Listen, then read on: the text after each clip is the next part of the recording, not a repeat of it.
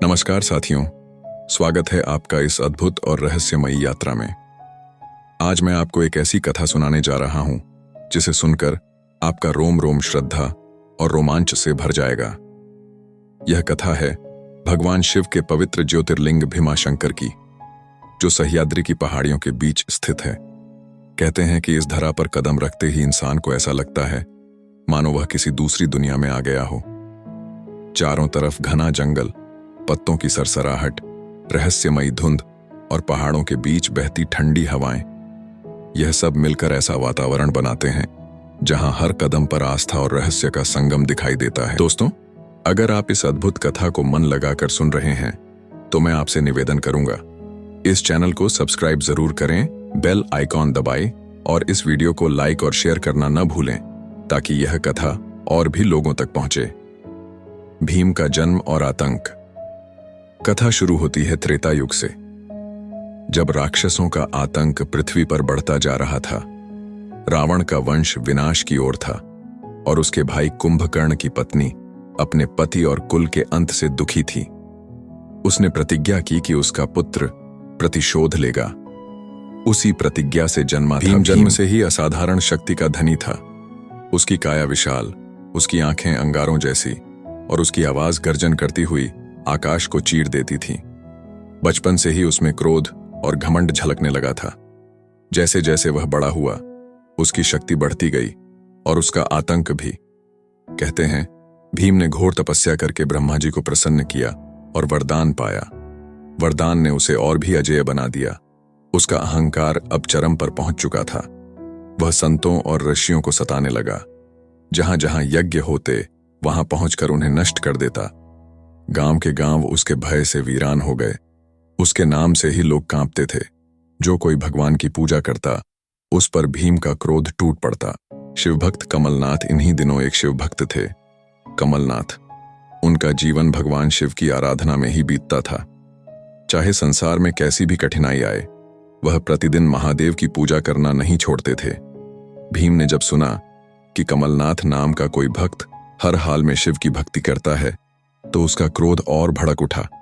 उसने कमलनाथ को पकड़कर अपने सामने लाकर कहा, हे मूर्ख, तू इस त्रिशूलधारी की पूजा करता है। अगर तूने यह पूजा बंद नहीं की तो तुझे यमलोक भेज दूंगा।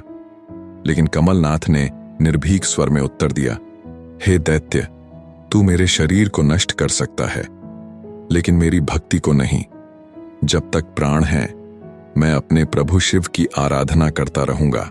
दोस्तों, सोचिए, उस समय जब सामने मृत्यु खड़ी हो, तब भी कोई भक्त अपनी आस्था से अडिग रहे।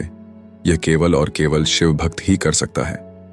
और हां, अगर आपको यह प्रसंग मन को छू रहा है तो इस वीडियो को लाइक कीजिए और अपने मित्रों के साथ शेयर कीजिए। साथ ही चैनल को सब्सक्राइब करना न भूलें ताकि आपको ऐसी ही अद्भुत कथाएं मिलती रहें। शिव का प्रकट होना। भीम का क्रोध अब भयंकर रूप ले चुका था। उसने कमलनाथ पर हमला करने के लिए हथियार उठाया, लेकिन तभी दिशाएं कांपने लगीं।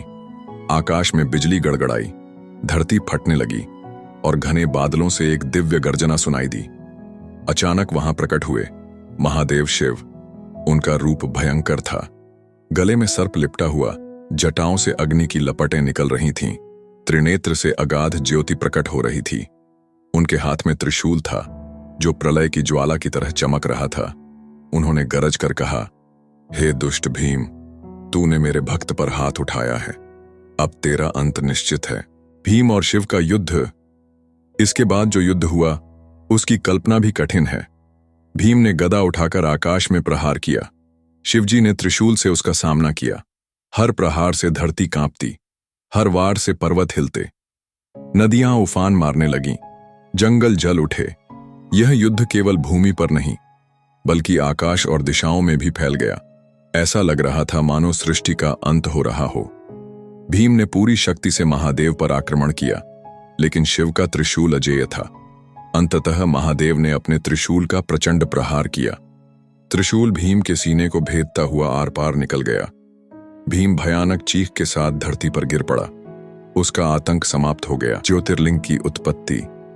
युद्ध के बाद उसी स्थान पर भगवान शिव का दिव्य स्वर गूंजा। वहीं प्रकट हुआ ज्योतिर्लिंग जो आज भीमाशंकर के नाम से प्रसिद्ध है। लेकिन कहानी यहीं खत्म नहीं होती। कहते हैं युद्ध के बाद शिवजी का शरीर तप से गर्म हो गया। उनके पसीने की बूंदें तेजी से गिरने लगीं। उन बूंदों से एक नदी का जन्म हुआ। आज हम उसे भीमा नदी के नाम से जानते हैं। यह नदी आज भी इस कथा की गवाही देती है। भीमाशंकर का महत्व। भीमाशंकर 12 ज्योतिर्लिंगों में से एक है। यह स्थान केवल पूजा का स्थल नहीं, बल्कि भक्ति और शक्ति का संगम है। यहां पहुंचकर भक्तों को ऐसा लगता है जैसे भगवान शिव स्वयं उनके सामने खड़े हों। मंदिर सह्याद्री की पहाड़ियों के बीच बसा हुआ है। यहां तक पहुंचने के लिए घने जंगलों से गुजरना पड़ता है। कहते हैं इन जंगलों में आज भी रहस्यमयी ध्वनियां सुनाई देती हैं। कभी अचानक धुंध छा जाती है तो कभी हवा में कोई अदृश्य उपस्थिति महसूस होती है। कई साधक कहते हैं कि उन्हें यहां ध्यान करते समय ऐसा अनुभव होता है जैसे कोई अदृश्य शक्ति उनके चारों ओर मंडरा रही हो। रहस्यमयी अनुभव। रात के समय इस स्थान का वातावरण और भी रहस्यमयी हो जाता है। चारों ओर घना अंधकार, केवल मंत्रों की गूंज और कहीं कहीं जलती हुई दीपमालाएं। कभी कभी ऐसा लगता है मानो कोई अदृश्य स्वर हवा में गूंज रहा हो। कहा जाता है कि यह वही युद्ध की गूंज है जो सदियों पहले यहां लड़ा गया था। भक्त इसे शिव के गणों की उपस्थिति मानते हैं। निष्कर्ष। दोस्तों, भीमाशंकर की यह कथा केवल एक धार्मिक प्रसंग नहीं है। यह हमें यह संदेश देती है कि जब भी अधर्म बढ़ता है, तब धर्म की रक्षा के लिए ईश्वर स्वयं प्रकट होते हैं। भक्ति की शक्ति सबसे महान है, और जो भक्त अपने आराध्य पर अडिग रहता है, उसकी रक्षा स्वयं भगवान करते हैं। इसीलिए जीवन में कितनी भी कठिनाइयां क्यों ना आए, आस्था और भक्ति को कभी मत छोड़िए।